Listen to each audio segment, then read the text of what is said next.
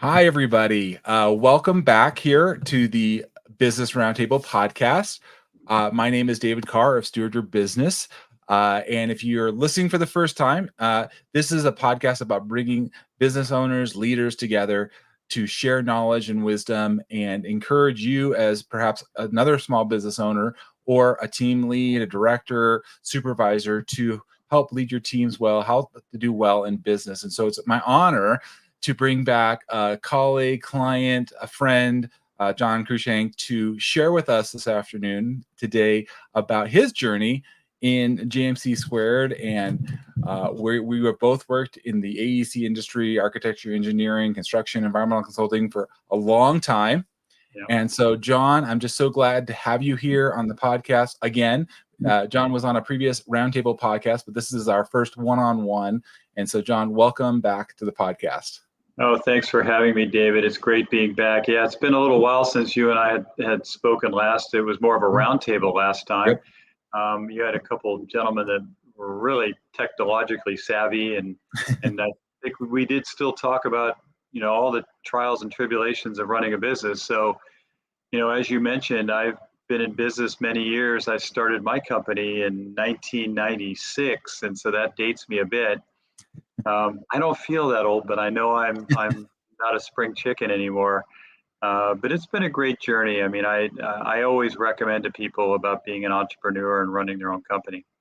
Yeah, well, I'm excited. So John and I were talking before we got here recording, and I asked John because we've had a lot of great experiences, both being a part of a Dell Tech user group. I met him at a previous company, and then I was able to come on and work with his team and help them together. And so I thought it'd be great, John, for you to share with the listeners.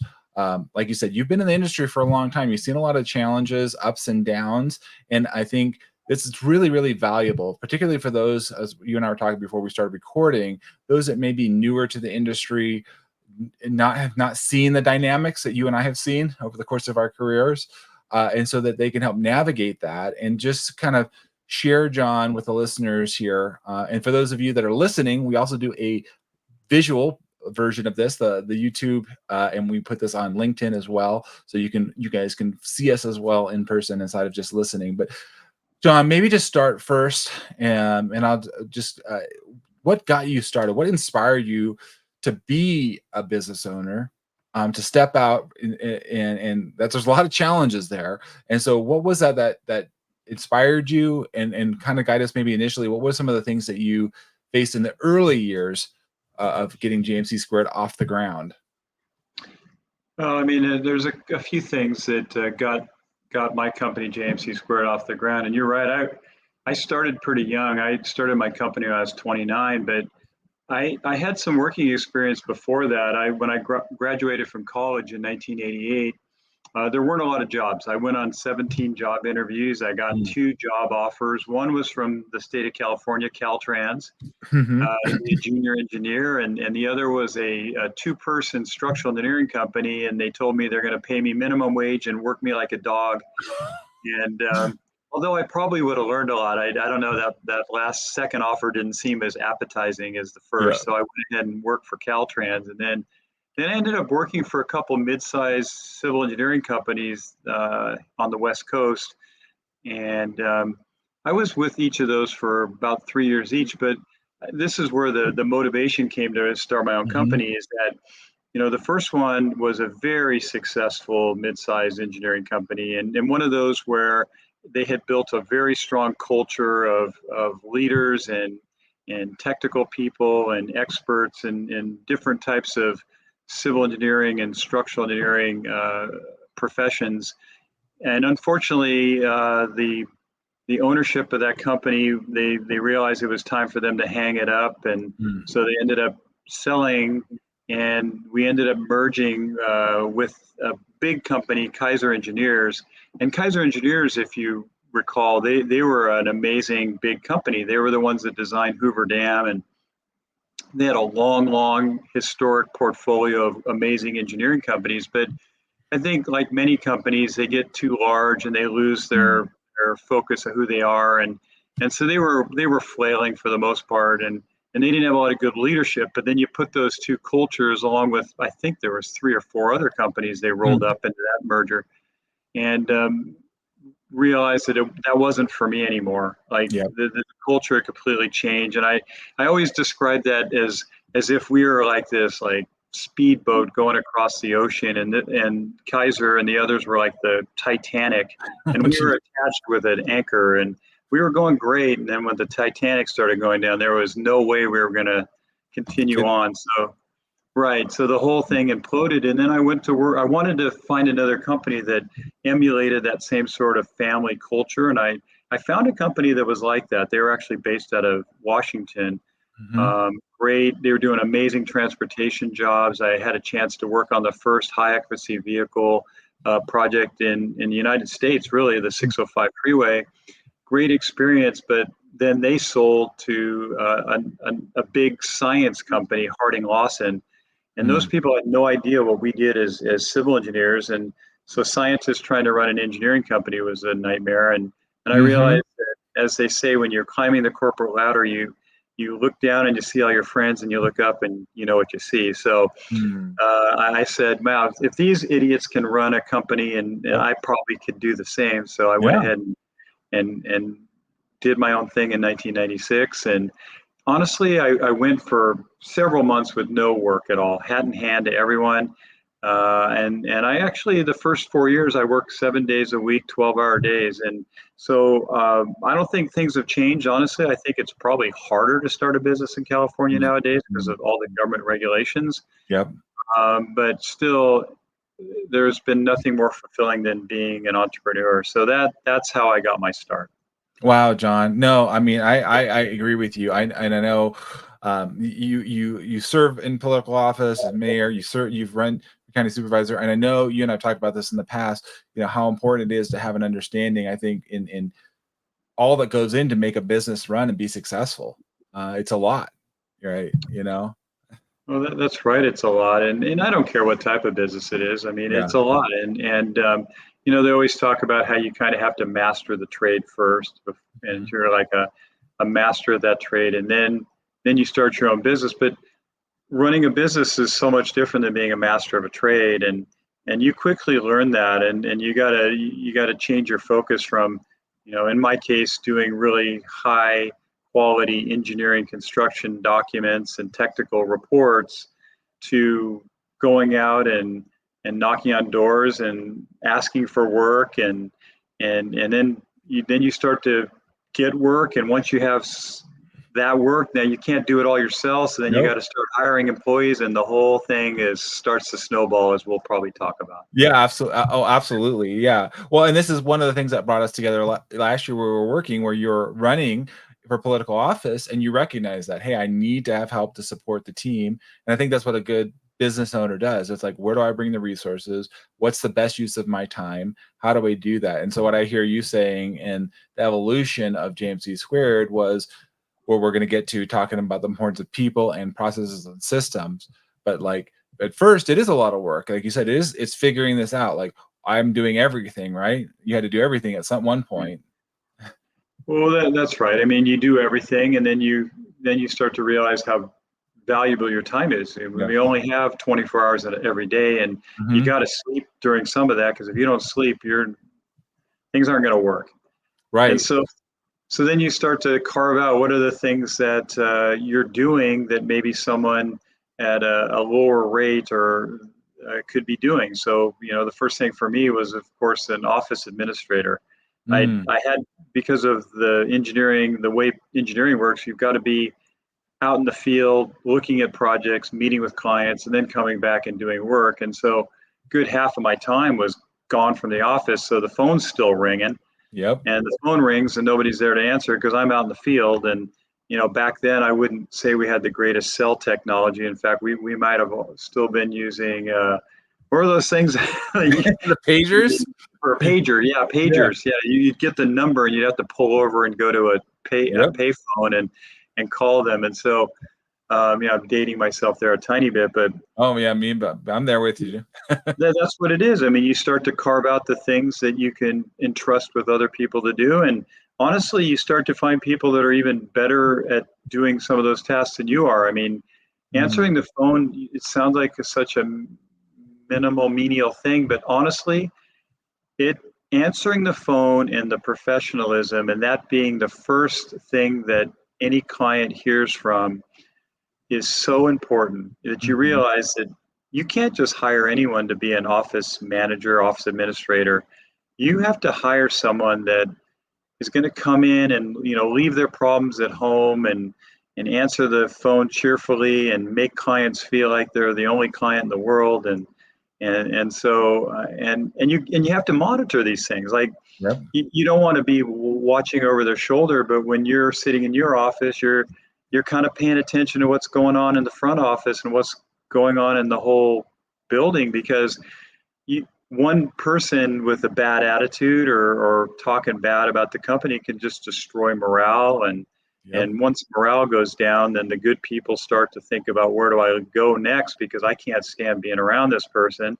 The bad person's not going to leave because they're not going to find another job Yeah. and now you're stuck with just bad employees. So, I mean, there are just business can be a vicious cycle unless you start to understand procedures and start to understand the process. Yeah. Well, let's dive into a little bit more because I think we'll start with people, like you said. So there's that's to me what it seems to be. I haven't run a business as long as you have, John, but working in companies and being inside them and seeing like, okay, it's you've got to have, like you said, I'm doing all these things. I've got to have somebody else that I can offload this to. So it's a people before the systems. You definitely want to have systems and processes, but it's almost like you start to document that and it's building, but it's like, okay, I've got all this stuff. I need help. I just there's not enough hours in the day.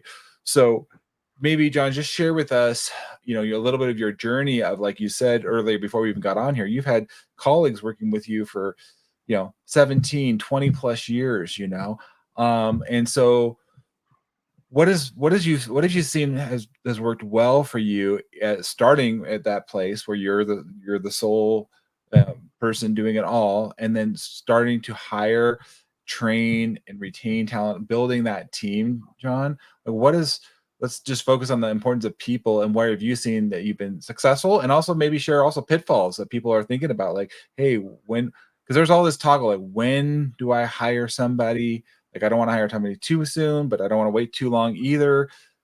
How do I evaluate that they're the right fit for the company, right, John? So maybe if you wouldn't mind just sharing some of your insights and experience there. Yeah, of course. Well, I mean, they have the phrase to fail fast, and we didn't talk about this, but the first engineer that I hired for my company, he only lasted 2 weeks.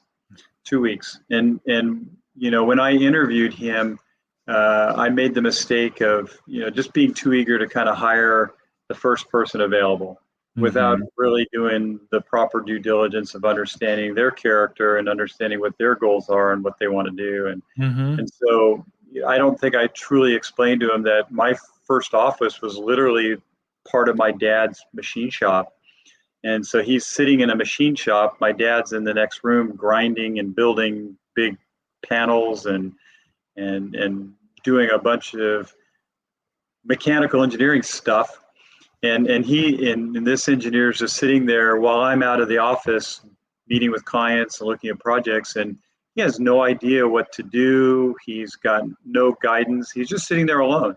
And that was not what he wanted. And so Mm-hmm. after the first week of him kind of dressing nice and coming in and being presentable, I realized the second week he started coming in with white t-shirts and jeans and by this end of the second week he basically told me, John, or he said, Mr. Cruikshank, I have to take another job. This isn't what I want. And so that was my first engineering employee and the first person to quit from JMC Squared, and that's all within 2 weeks. So what I learned from that, though, is that the younger engineers, younger anyone, not just engineers, but anyone coming into a company that is the start of their career, they need people to mentor them.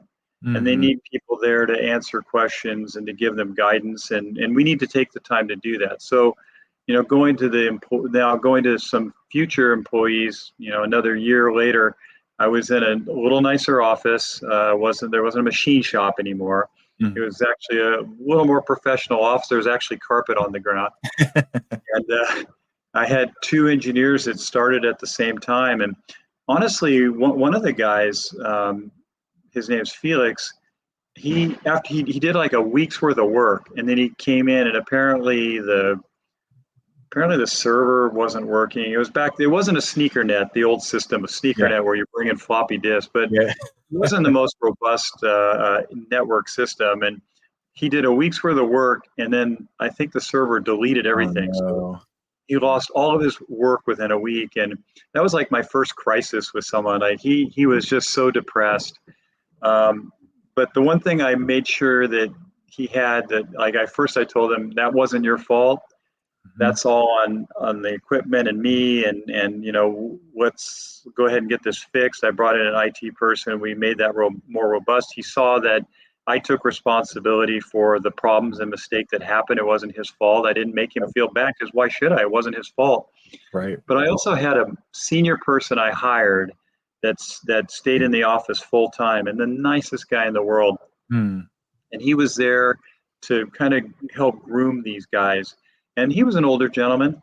And then when he retired, I brought in another very senior older gentleman to continue on. And so these two people, instead of leaving in 2 weeks like that first employee I had one employee leave after 17 years and the other one after 21 years. And so there's ways in which you can create the right environment. And both of those engineers were fantastic. They learned from me, but then they went out and learned on their own. They learned from the clients. They learned by listening. They learned from the mentors they had. So, for people that say, well, you should just hire more seasoned people because they won't leave. Honestly, the reason people leave is because of the good or bad environment we as business owners create. And so you shouldn't blame someone for their age. You need to blame yourself and take responsibility. And create the right environment so that people want to stay in that environment. Provide them challenges, but also don't put them out on a limb where they're always taking risks that they shouldn't necessarily be taking. Remember, it's your company. Yep. You need to take responsibility, and a big part of that responsibility is making sure that all your employees are in a position to where they're learning, but they don't feel threatened. Yeah. Well, I want to, for those that are listening, John and I worked very closely with his team, and I wanted to, John, you invested a lot in your team, and I actually did a different podcast recently where I was talking about providing high support and high challenge both. And I think what I hear you saying, John, is that you're very much, number one, it starts with you as the business owner or the leader. It's like, I have to take responsibility for the situation that I'm not blaming anybody. This is the reality that I'm dealing with. And I think creating that culture that it's not a blame game, but you're looking and saying, I'm taking responsibility. I gotta look at wherever he's at in the situation, and so that they feel empowered. You're giving them that support, John. And then I think you and I have talked about this in past conversations, but it's knowing yourself as a leader, right? Of like providing the support and that challenge that's needed to, like, hey guys, this is what we need to do to get the job done, right? This is important. And it's both of those things. Well, right. I mean, remember, every person that comes to work for you is there for their own personal reasons as well. And if you don't listen to that, you don't, like a lot of people talk about, well, here's the objectives of our company. Same old things, we're going to be a world-class, whatever, blah, blah, blah.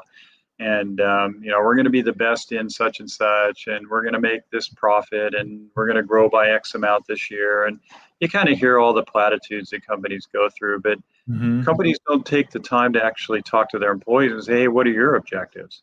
Like, what are you going to do this year? What do you want us to be doing?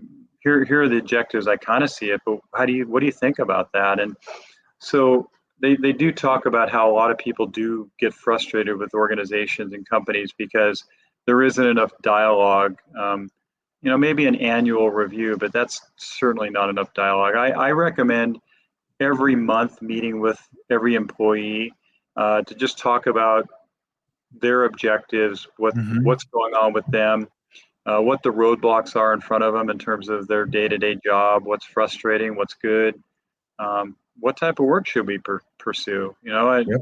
I don't always know where the market's going to take us, and the market Mhm. doesn't always mean that's where our clients are. Many times the market means where are our employees, like what are their strengths? Yep. And so, you gotta balance, because you don't want your employees to feel uncomfortable doing things that they're not used to doing all the time. Now, some high performing employees love challenges all the time. Some don't. Mhm. So you Yep. need to know who those are and how to balance that with them as well. So, the everyone has their strengths and weaknesses. They talk about Mhm. being on the right seat on the bus. Yep. It's very true. Yeah. Well, one of the things I know you and I worked on last year with the company was we looked at strategic planning, right? Like you said, what are the things that we should be going after? What are the values that are important to the company, right? I think getting buy-in and people, and in fact, I just talked to another client today about this because they were like, they had almost too many values. I'm like, well, we get clearer. They had like 20, 30 of them. I'm like, okay, well, that's a lot. We can't even articulate them. But I think in working with you and your team, John, and seeing how you were leading them and getting their feedback, and I was there helping facilitate, but saying, okay, well, this is important to me. Like you said, I think this is really important. We need to focus in on that. Okay, well, why is that? And then come to consensus and support one another, because you obviously have structural and civil, so you've got different groups in your organization. You have administrative folks that are looking at what they need to get done, right? And like having them talk with each other and understand, and creating that culture of collaboration, and we're more productive together when we help achieve these results, right? Instead of being siloed. Well, right, and just when you say the word civil engineering versus structural engineering, and for those of the people that are listening or watching that aren't engineers, you would think, well, what's the difference? Kind of all engineers are kind of introverted, and they wear these kind of plaid shirts and all that. But there's a lot of difference between civil and structural engineers. Like civil engineers are more, people. They like people. They like to do a multitude of jobs outside. They love to see their work, the big projects being done. Structural engineers are very focused on details. They're not always the greatest project managers, just because they're more problem solvers in terms of engineering problem solving. Mhm. But Mhm. being able to coalesce kind of those different personalities, and like you said, we have finance people. I have an office, our coordinator that Mhm. tries to keep everyone harmonious. Mhm. And they all have different careers and roles in the company. But you're right. If they're not working together, then the whole thing falls apart. And I've gone through some different. I used to do surveying, and what I found there was that was just way too difficult to manage. I mean, Mhm. there's so many moving parts in that type of business that I was having difficulty focusing on civil engineering work and doing survey work, and and I found that the poor work being done by our survey department, because I'm not a surveyor, like I said, I take responsibility for that. So when Yep. clients are calling and jobs aren't getting out the door like we wanted them to, I take that personally, and I Mhm. just could never solve that. So I guess that's another component of being a business owner, is that Yep. sometimes you can't do everything. Sometimes you have to admit you failed at it, and Mhm. and and it's best for you as a business owner to do the things that you're good at too. Like we're talking about employees, but remember, you're leading the company, Yep. and you need to have confidence in the ability to do the things that you lead, or Yep. else that's going to fail as well. And when one fails and the other one's carrying the water or wait for the other department or group, then that starts to get resentment. And Yep. then you get back into this whole, why are we working so hard if they're failing over here? And so that's more complexities to business, but I think as business owners, we have a responsibility to make sure that we're doing the things that we're good at as well. Yeah, I think that's so vital, John, and I've seen you firsthand doing that for yourself and your teams, and helping them get, like you said, the right seat in the bus, encouraging them to lead into, you and I've gone through the giant 5 voices framework, but just like, okay, how do I show up well? And I, as a leader, what I've seen, John, is that you're encouraging and empowering those to step up into a leadership role and supporting them and realizing you're better. Like, I think this is a key one that you said is actually you're not threatened by somebody actually being better at something than you. You're like, that's great, right? I want them to be better than me, honestly. Yeah.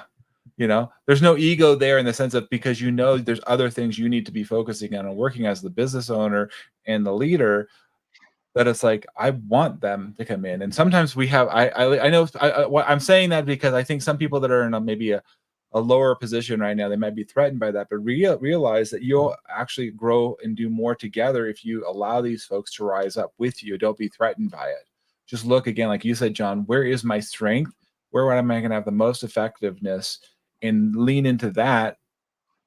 Be aware of weaknesses, be aware of those things, and then pivot from, if they're not producing the fruit or the results that you're want, then pivot from that. Like you said, maybe you got to get out of that. Like you said, surveying, it just wasn't our strength.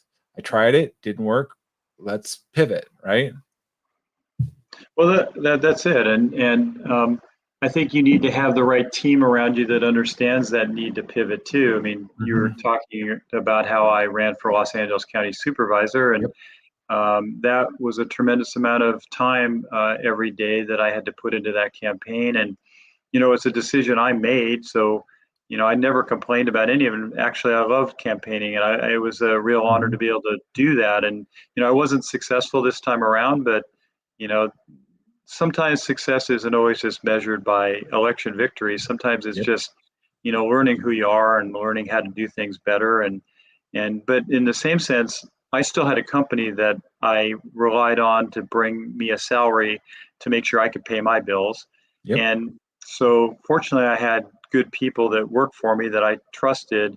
And it took me many years to get to the point where not only was I able to let go of everything from high to low level things, but also to entrust that or allow for people to make mistakes and tell them it's okay to make mistakes. It's okay to not be perfect.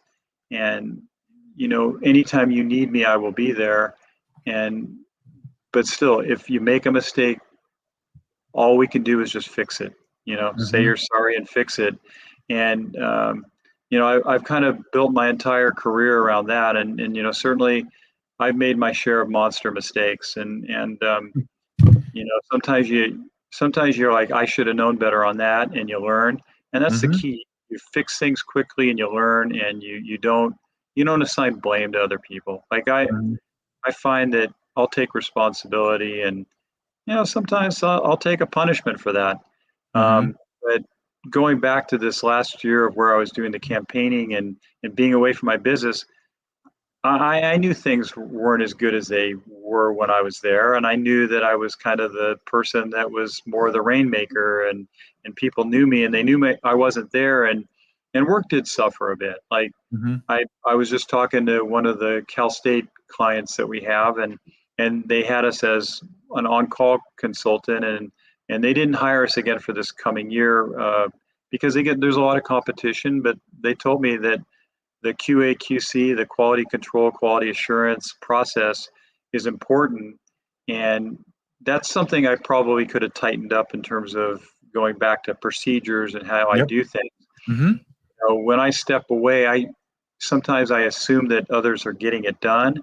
And that's another thing is you have to trust but verify. I know that's an old saying from the past, but that's true as well. And even with written procedures and good people, that doesn't mean that things you shouldn't still at least pay attention to it once in a while. And like I said, meeting people monthly, you're hearing it. I mean, you're hearing what's going on and getting debriefs on clients as well. It all goes back to communication. Yeah. Well, you alluded, I want to talk about another area you alluded, just talked about the QA, QC, or the systems and the processes. And that's actually what you and I brought us together initially. I was one of the founders of the Deltec at the time, Vel Vision. Now they have Vantage, that user group here in Southern California, Orange County, LA County. So, you had invested in this system to help. You have your team, and you're like, okay, I've got to do a system that will help put things in place. Like you said, number one, you can check, you can see, right? You can like track, how are we doing in these things? So like, I need to be able to look at a glance, where are we in the business? And so as you grow, when you started, you knew it all.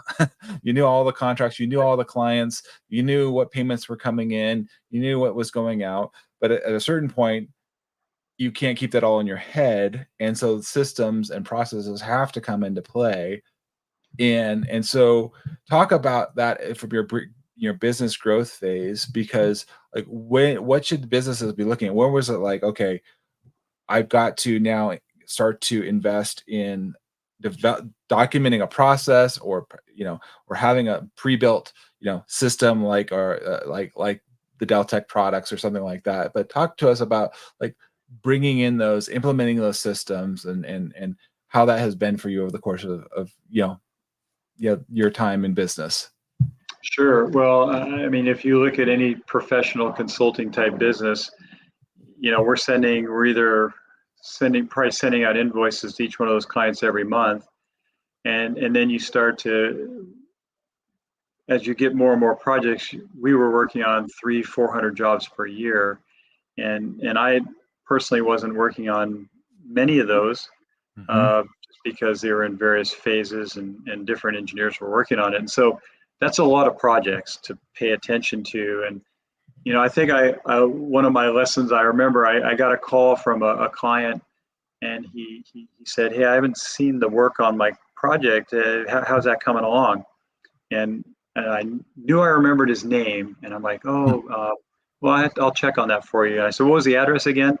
And he gave me the address of his project, and I realized I hadn't even started the job. Like, I was like sweating. I had no idea what the project was.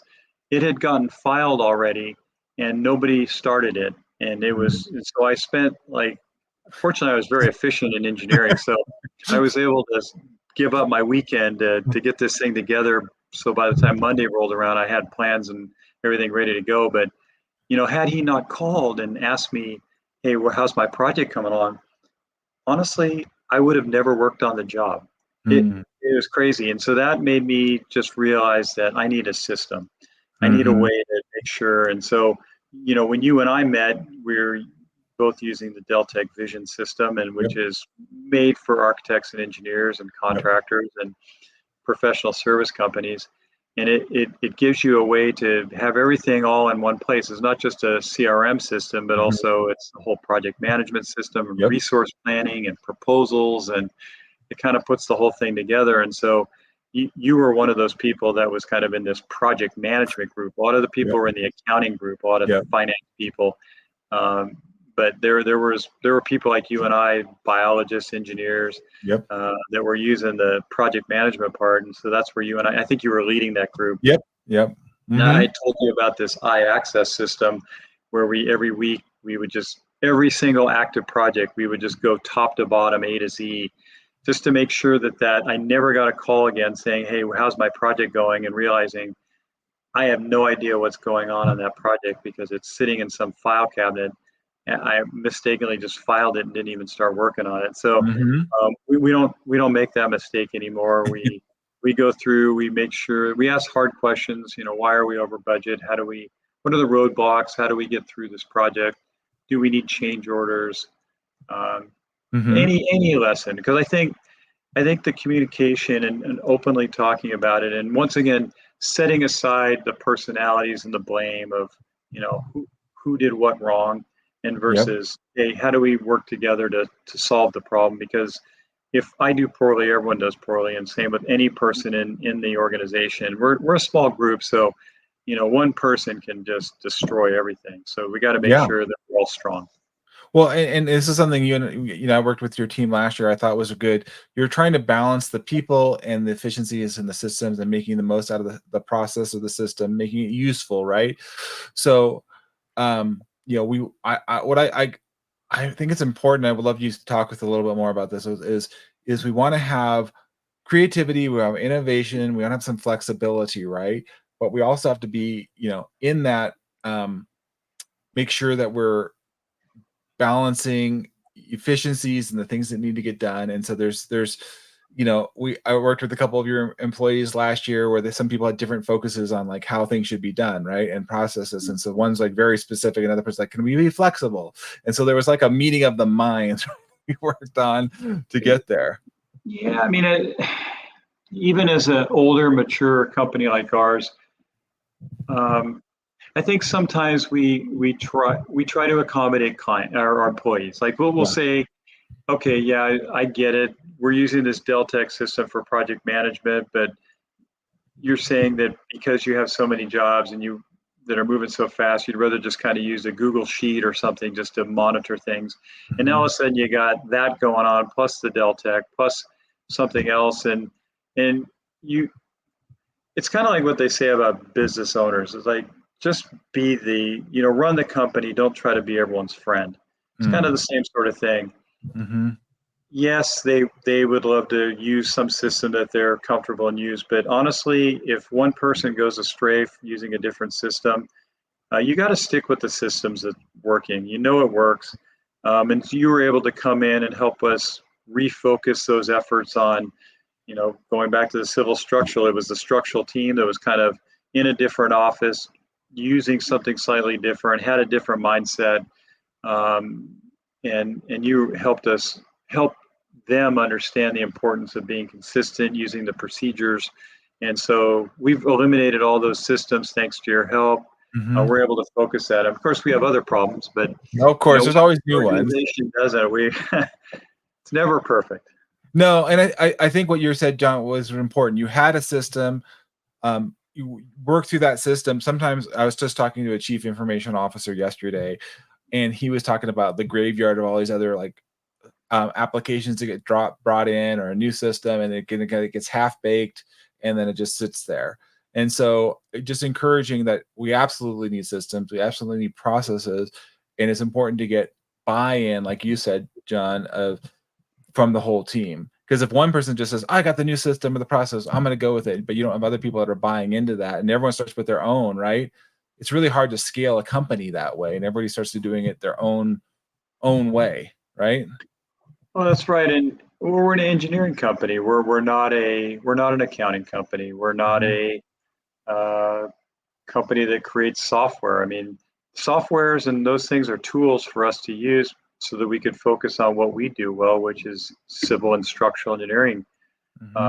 So I think we try to outsmart ourselves, right? I mean, we have something that works good enough, and I think there's some phrase about, perfection is the enemy of good enough. Yeah. And No. I think that's kind of true. What happened to us is, I tried to be a little more flexible and nice, let people kind of, hey, try that out. They thought it'd be better. It just wasn't. And I knew better. So I should have just put my foot down and said, like, this is what we use. Use it. Right. Well, so to that end, I want to, get into maybe this part a little bit more of the balancing the people and the processes. So, like you said, that there's literally this challenge of keeping people and processes in harmony as best as you can, right? And one of the things I worked with your team was if like who's like where's the handoff in the process, right? If this is the system or this is the process, is it clear in the organization where, like in a relay race, where's the handoff?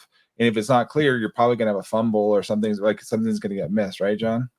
Well, that's right. I mean, if everyone thinks it's someone else's responsibility, then it's nobody's responsibility. And so what you're referring to is we had a sales director and a kind of a proposal coordinator. Honestly, the two of them didn't like each other that much. They were not huge fans of each other. They just had different personalities. And I guess it's okay that people don't like each other, but they still need to work together. And Yep. and I think when you don't have a clear direction in terms of how that handoff works, and proposals are complicated. Like the meat of the proposal in terms of scope of work and technical things need to be done by experts. A lot of other things are just kind of templates and formatting and grammar and all that good stuff. And that doesn't Mhm. necessarily have to be a licensed engineer to put all that together. Right. And then someone needs to also understand the client. And so a lot of time it's that salesperson that's knows the client, brought the job in. Uh, they need to, and if they're not an engineer, which in our case, he wasn't an engineer, Right. he was trying to bring in jobs of a technical nature, but maybe couldn't exactly describe what the full scope of work was. So then you have to Mhm. have an engineer call the client and go through all that stuff. And so there was a lot of, who does what and what order and what procedure and how soon can you do it. You don't want to sit on sales proposals too long. Clients many times need to hire someone somewhat fairly quickly. Yep. Sometimes they're choosing between a couple other companies, and the whole sales cycle is it's an art. There's a whole art Mhm. to the whole sales process. Yep. So we needed clarity in terms of how those proposals were being built, and you were able to help us build those procedures and put the actual title of the person that would be responsible for that, and then you didn't just do that, but then you went back and you showed them how to use the tools.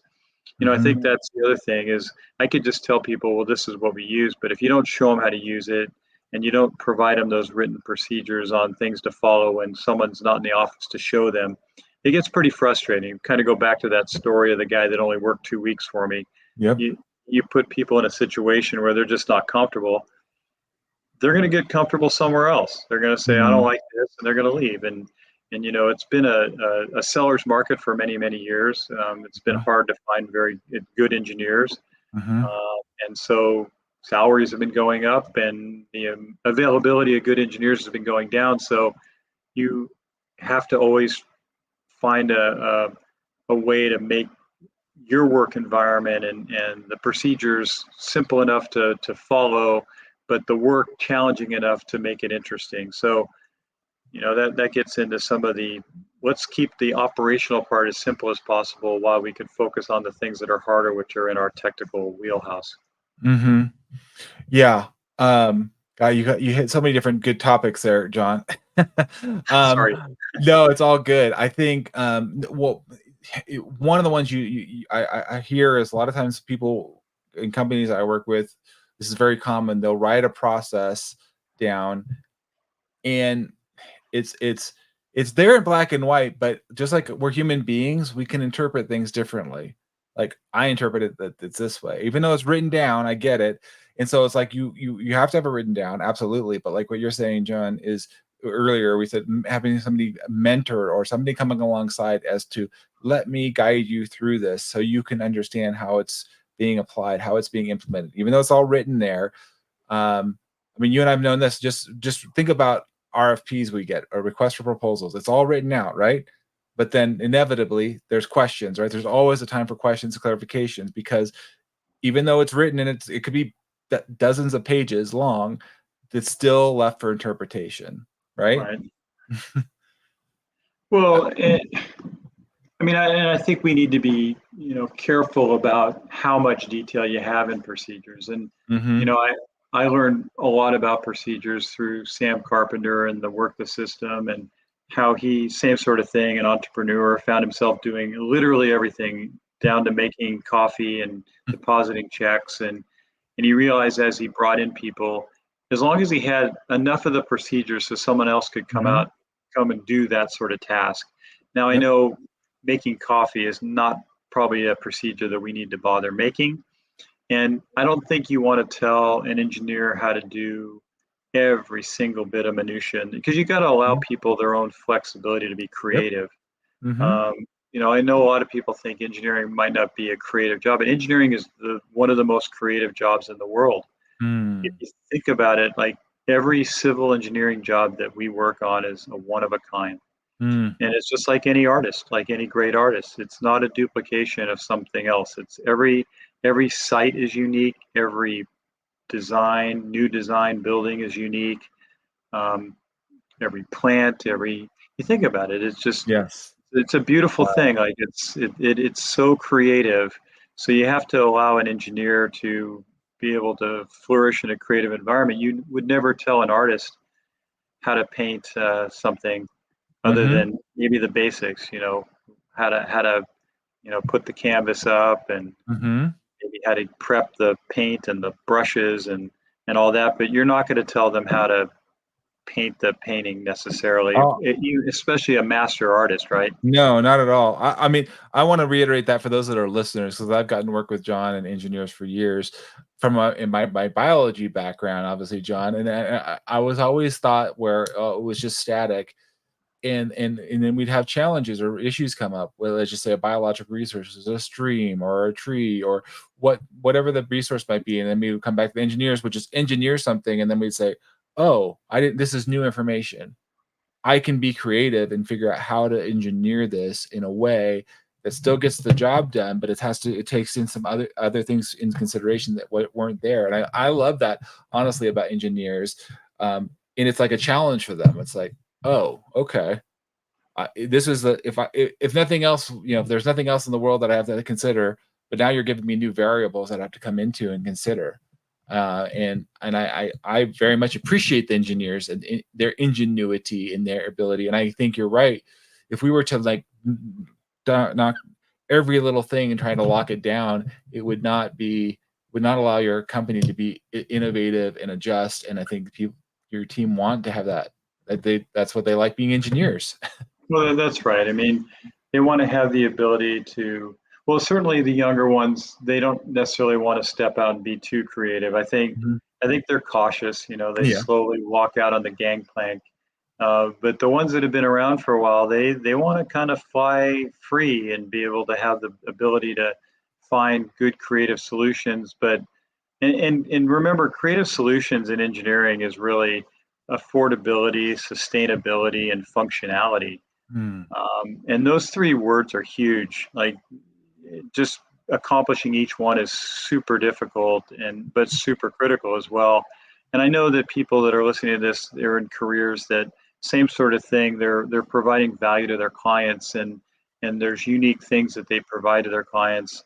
And I think it's critical that you allow your employees to have enough flexibility to make them feel empowered in their job, Hmm. and but at least have some guardrails to keep them within the confines of what the standard of care is, Yeah. uh, so that they don't steer. And of course, you don't want your employees to get frustrated by forgetting how to, I don't know, let's say send out a FedEx package or something Mhm. simple like Yeah. that. I mean, it sounds simple, but where did you put the envelopes and where did you put the shipping labels? And those are sort of things you can provide in a procedure, and that way people could just get about doing their job. And I know that's a very trite example, but if you think about your job, there's so many things you do on a day-to-day basis. And if you were to be sick for a month, and your company relied on they needed someone to replace you for that month while you're out, whether it's Mhm. maternity leave or whatever, those procedures are there to help bring in someone part-time to get them up and running as quick as possible, because sometimes those things happen. Sometimes your Yep. secretary or office administrator has to take some time off. People take vacations, Yep. people leave. And so Hmm. it actually helps the survivability of your company. Yeah. I mean, I think there's what I hear you saying too, John, is you're looking for opportunities, like you said, in a good way. Like if they're going to take time off, or is this a reoccurring issue that's coming up, that we're seeing? It's like, oh, it's not a one-off, right? This is Right. something that we're seeing regularly. Maybe we need to document a process so that way we could do this, streamline this better, and help support our people, and maybe people feeling stressed out because, like I said, I don't know how this is done, but this keeps coming up, and you know, again, just documenting that process. I was just talking to a client today. They have a woman just going to be going on maternity leave. So what's the process for when she leaves?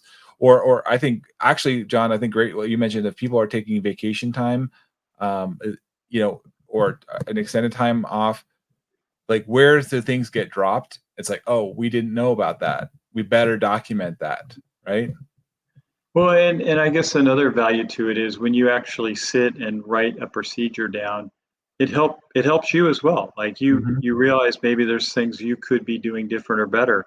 Hmm. Many times I'll go back to some of my sales procedures, just things like, how to work a room, a networking room, and going Mm-hmm. in and making sure you get there on time, because Yep. everyone knows if you're late to a networking event, what do they call it? It's like Yeah. cat clumping in the box. Everyone's already clumped together in the box, and it's hard to get in. So, just little things that you can remember to do, because um, kind of following those right procedures and not skipping steps the best you can leads to the best results. So I think it's good for all of us to have procedures. You don't need to look at them all the time. You don't need to bust people's chops because they didn't Yep. follow exactly the way. Mm-hmm. Ultimately it's getting to the end result, but you don't want to miss too many steps, because if you miss steps, then it comes back. I mean, in our case, we do plans, construction plans. They get Yep. checked by people, and Yep. if we miss something, we're having to redo it, and we are not done until it's done right. So might as well That's try to right. do it the best you can each time. Well, and just as we're coming to the end of the podcast, I just want to John, you spent a lot of time. We worked on this even for the sales director role. Like, some of these roles evolve and change, and I think to help them win, right, you have to be really clear. Like, here's the steps. Here's the key. You said meeting with your team monthly, because I knew we looked at this. What are their metrics? What are they shooting for? What do they want to achieve? Right, and so you have to give them those guardrails, if you will, in a good way of saying, here's how you win in this position. These are the things that you're going to do. These are the steps. These are the things. If you do these things, or you make progress in this direction, we know we're winning. But if we're not tracking it, if we don't have anything measured, I'm working with another company right now where we're literally going through and updating all their roles and responsibilities and what are their key performance indicators, because they're just a newer company. They haven't written those, and they've got some new positions that are coming up. And so people are like, how do I balance? How do I focus my time? Right. And so it's like, I know you've done that, John, and I want, and but it's also probably good, as you probably do, is look at it periodically and say, does that still make sense? Or does it something need to be changed here? Right. All the time. And like I said, we have company objectives that I look at every month and reevaluate. And those are some of our more traditional objectives. Of course, I have Mm-hmm. sales goals, Mm-hmm. revenue goals, all that Mm-hmm. stuff. But it's interesting how, and I use just a red and green. There is no yellow. Like, I'm either doing it or I'm not doing it. Mm-hmm. And there's no excuses. And I won't beat myself up on stuff. I'll look at the red and say, what were the roadblocks to that? And I'll realize that Mm-hmm. I'll give myself a list of things that need to be improved every month. And then from there, I'll figure out and talk to the right people, and that'll go downstream to their objectives as well, because they come up with ways to fix things. I'd rather solve the problem in a team of people than try to solve everything myself. And Mm-hmm. I like challenging my team too, and tell them I'll say, look, hey, the economy's been tough. Interest rates are high. The building industry has slowed a bit. Hey, what type of things do you think we should be pursuing over the next 6 months? Because Mm-hmm. it looks like it's going to stay this way for a while. And honestly, my employees they pay attention to what's going on in the world. I get some great ideas from my employees. I think that's the last thing I want to leave you with, David, is that Yes. don't think you know everything. Listen to your employees. They've Mm. got some amazing ideas, and they love being listened to, by the way. Yes, they do. Yes, they do. This is great, John. Where I just want to live one more question as we're wrapping up here. What do you see? What do you see for the future of JMC Squared? What's your kind of vision as you see going forward? You've been doing it for almost 30 years here. Gosh, it's amazing. So that's so impressive. Really is. And you've taken you're a structural firm. You acquired a firm. You merged them. I mean, you've accomplished a lot of things, John. What do you see for JMC Squared, going forward?